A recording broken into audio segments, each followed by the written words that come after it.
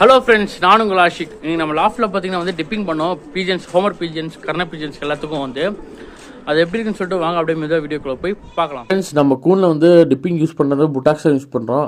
புட்டாக்ஸ் வந்து மேலே கேப்பில் எழுதியிருக்கும் எத்தனை எம்எல் யூஸ் பண்ணலாம் அப்படின்னு சொல்லிட்டு. உங்களுக்கு தேவையான எம்எல் யூஸ் பண்ணிக்கோங்க லிட்டர்ஸில்.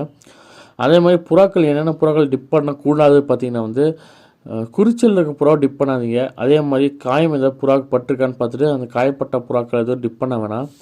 அதே மாதிரி வந்து புறாவோட கண்ணில், மூக்கில், வாயில் எதுவும் படாத மாதிரி அந்த தண்ணி சரிங்களா, தலையை மட்டும் தனியாக பிடிச்சிக்கிட்டு ஒருத்தர் வந்து டிப் பண்ணி இருக்கிற மாதிரி இருக்கட்டும். அதே மாதிரி டிப்பிங் டைம் வந்து ஒரு 2-3 பேர் கூட இருந்தால் கரெக்டாக இருக்கும். நல்லா ஒரு மதியான நேரத்தில் நல்லா புறாக்கெல்லாம் டிப் பண்ணி எடுத்துகிட்டு நல்லா ஃபஸ்ட்டு வெயிலில் காய வச்சுருங்க சரிங்களா. அப்போ தான் வந்து வேறு இடத்துல வேறு ஏதாவது கூண்டில் கீழே போட்டு லாஃப்ட் விட்டு கொஞ்சம் தள்ளி காய வச்சிட்டிங்கன்னா அது ஈயோ பேனோ ஏதாச்சும் இருந்துச்சுன்னா அப்படியே கீழே விழுந்துடும். அதே பட்சி மற்றபடி செத்துரும் சரிங்களா. டிப் பண்ணி முடிச்சு நல்லா வெயிலில் காஞ்சப்பறம் நம்ம லாஃப்டில் எடுத்து வச்சுக்கலாம். ஓகேங்களா.